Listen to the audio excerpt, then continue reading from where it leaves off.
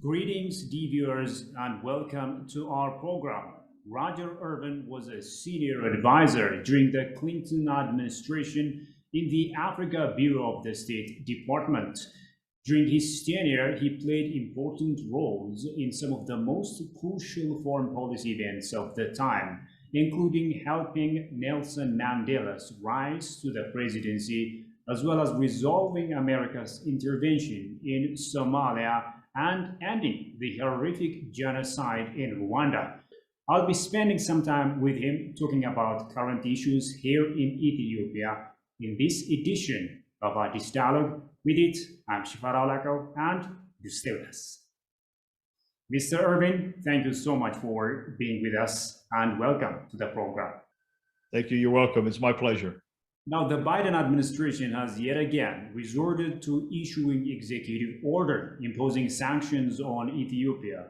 Some say this is tantamount to clear violation of Ethiopia's territorial integrity and vivid display of Western support of the TPLF, which the government has labeled a terrorist group. What is your take on that? Well, I think it's been more of a common practice for the U.S. to do these kinds of things. You know, I think probably since the days that I was in the administration, that the you know, when there was the humanitarian effort in Somalia, and then eventually aid to Rwanda and other places, it became part of U.S. policy to you know, intervene when they thought it was necessary for either humanitarian purposes or national security purposes, as they did in Iraq and Afghanistan. And so I think that they view this as part of that that policy paradigm that's been set. And I'm not sure that in this case it's you know, the same priority as it maybe it did in other situations. There is government sovereignty to think about, and while the U.S. and the international community is providing aid, there are you know, there are good guys and bad guys on each side of this conflict, and I think the U.S. has to respect that. Now, Prime Minister Abiy Ahmed has written an open letter to President Joe Biden. In your view, why has the Prime Minister resorted to such a letter? And what's the message of this letter to other African countries, to the United States of America, and the whole world? Well, I think he's trying to make my reading of the letter is he's trying to make the point that Ethiopia is a sovereign country. It cares about its people. It is not that the point of defending itself is to not attack the Tigrayan people in general, but to stop an illegal action by the TPLF to undermine legal authority in Ethiopia, potentially take down a democratically elected government.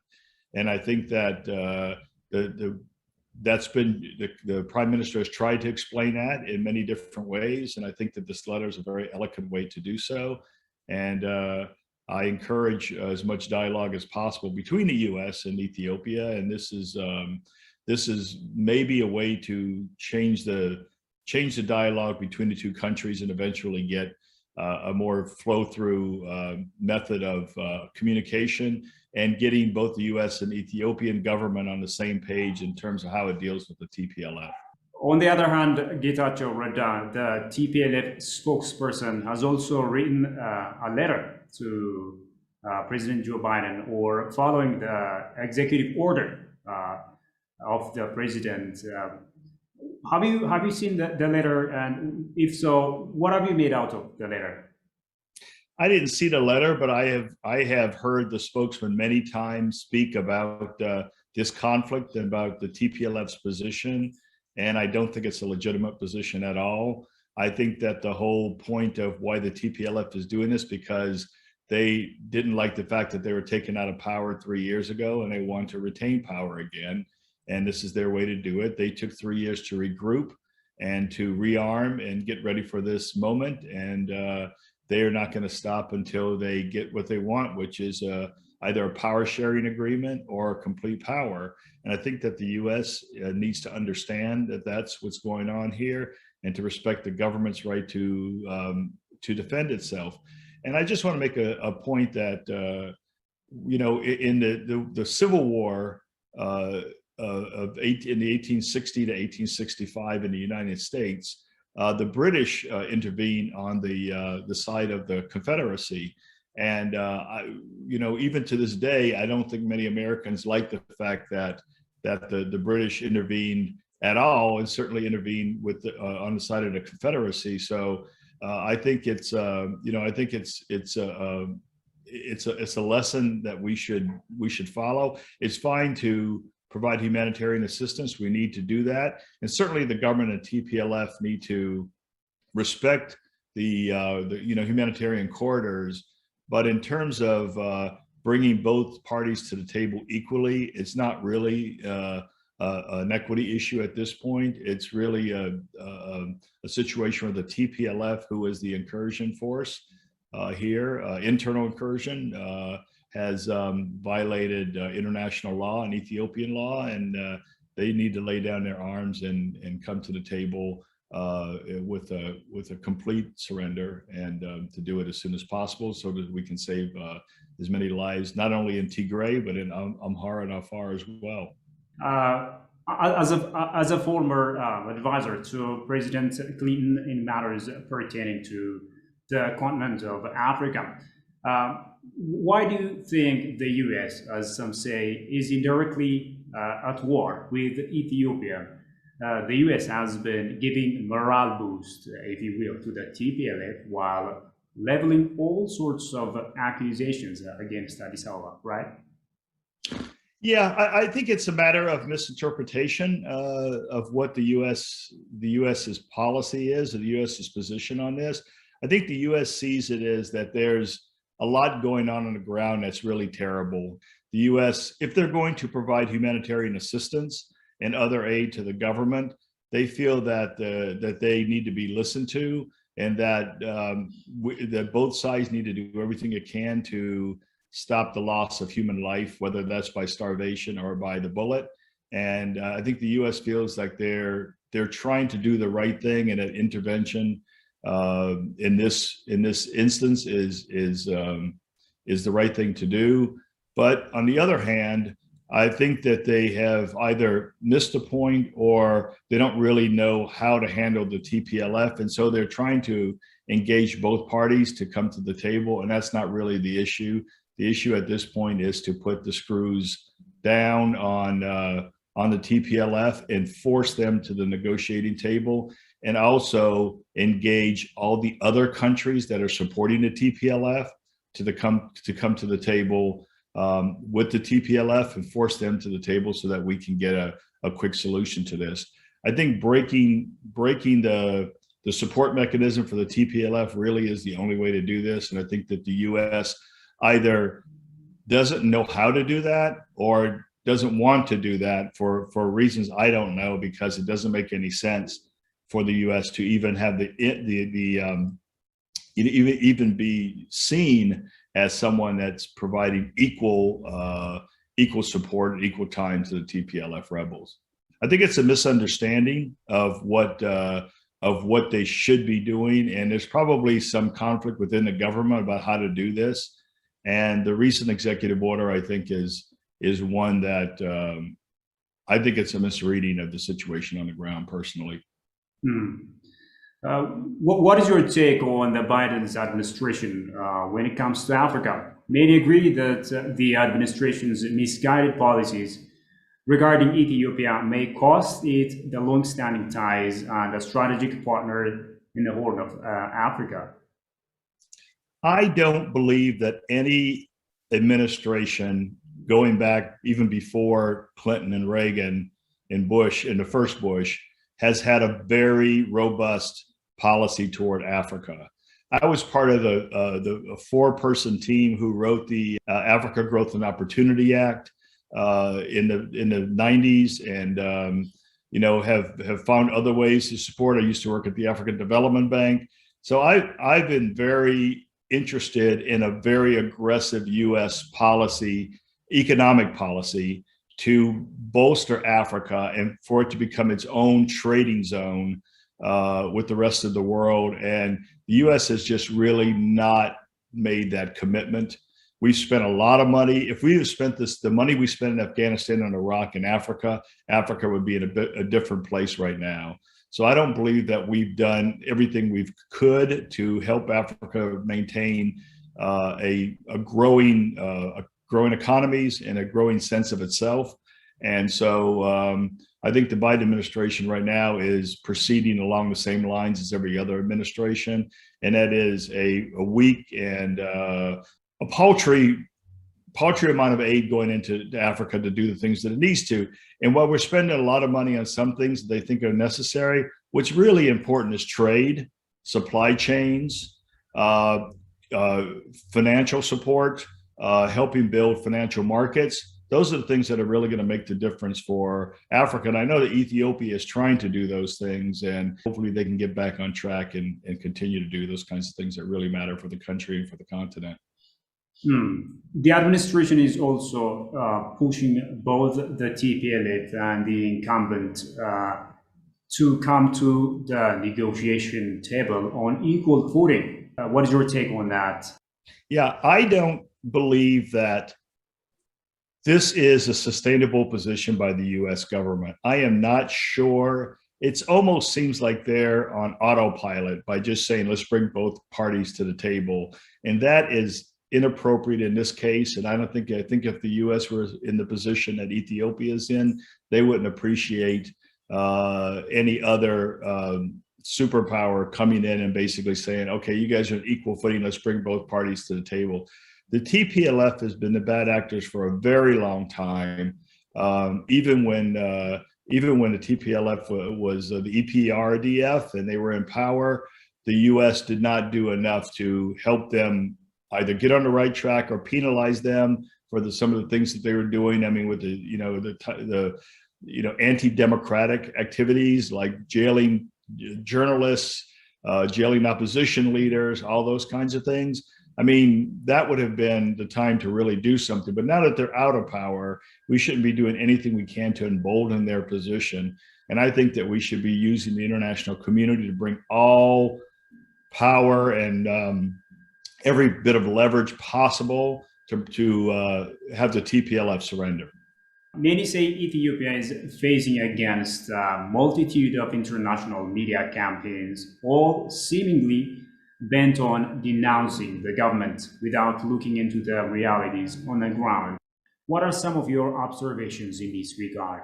I've seen this kind of phenomena before in the international press, and in this case, in terms of the U.S. press, where early into conflict, some media sources, whether that's online or in traditional news, starts reporting a situation and starts making allegations against one party or another. And then the rest of the media, the rest of the international media, the global media starts to repeat those allegations without any proof. And we've seen that recently with the CNN report on Humera about the 30 bodies floating down the river. And they start using terms like genocidal, evidence of genocide. Well, I'm never going to demean the press for reporting. I'm certainly not going to diminish the loss of 30 bodies, but 30 bodies is not evidence of genocide. It's evidence of murder, maybe on a larger scale than one person, but it's not genocide. And the fact that they have no idea who did it. It came down the river. They don't really know whether it came from this town. And certainly to say that to make allegations that the government is creating genocide because of this, when in fact a couple of the people on the ground were TPLF supporters, is irresponsible. The Washington Post also sort of had an editorial board piece earlier in August where they claimed that the government was creating a platform from genocide as well, and I think this is incorrect as well. I think we have a situation, to put it in U.S. terms, a civil war is always a knife fight. So it's a close, very ugly fight. It's the ugliest fight you could have, a civil war. And things bad happen. And those people who are doing terrible things will have to be accounted for eventually. But that's what happens in this situation. And the thing to do is to end the civil war as fast as possible.